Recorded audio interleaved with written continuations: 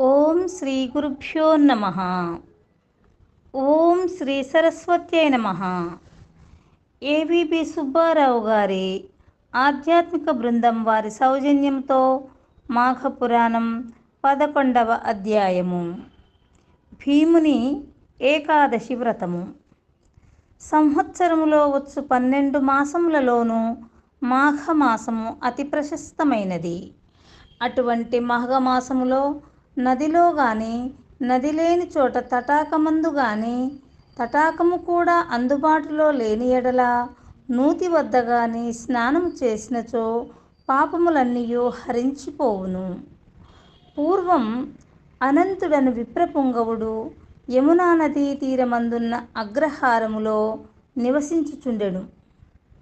అతని పూర్వీకులందరూ గొప్ప జ్ఞానవంతులు, తపశ్శాలురు, దాన ధర్మములు చేసి కీర్తి పొందిన వారై ఉన్నారు.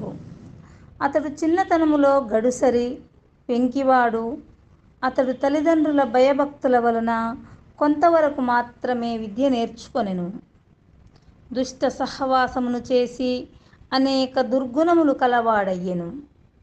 మద్య మాంసములు సేవించి కన్నబిడ్డలను కూడా అమ్ముకొనుచుండెను. అలా సంపాదించి ధనవంతుడయ్యెను. కొంతకాలానికి వృద్ధుడయ్యెను. తనకున్న ధనమును తాను తినడు, ఇతరులకు పెట్టడు. ఒకనాటి రాత్రి పరుండబోవునప్పుడు ఇట్లు ఆలోచించెను. అయ్యో, నేనెంతటి పాపాత్ముడనైతిని! ధనము, శరీర బలము ఉన్నదను మనోగర్వముతో జీవితాంతము ముక్తినిచ్చే పుణ్యకార్యమొక్కటియూ చేయలేకపోయినాను గదా అని పశ్చాత్తాపము నొందుతూ నిద్రపోయెను. అన్ని రోజులు ఒకే విధముగా నుండవు కదా. ఆనాటి రాత్రి కొందరు చోరులు అనంతుని ఇంటిలో ప్రవేశించి ధనము, బంగారము ఎత్తుకొని పోయిరి. అనంతుడు నిద్ర నుండి లేచి చూడగా అతని సంపదంతా అపహరింపబడినది. అన్యాయముగా ఆర్జించిన ధనము అన్యాక్రాంతము అయ్యెనని రోదన చేసినాడు. ఆ సమయమున పెద్దల నీతులు జ్ఞప్తికి వచ్చినవి. తాను చేసిన పాపములకు ప్రాయశ్చిత్తము కోరసాగెను.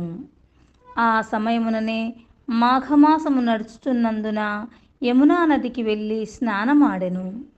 అందువలన అతనికి మాఘమాస నదీ స్నాన ఫలము దక్కెను. నదిలో మునిగి తడిబట్టలతో ఒడ్డునకు వచ్చెను. చలికి గడగడ వణికి బిర్ర బిగిసిపోవు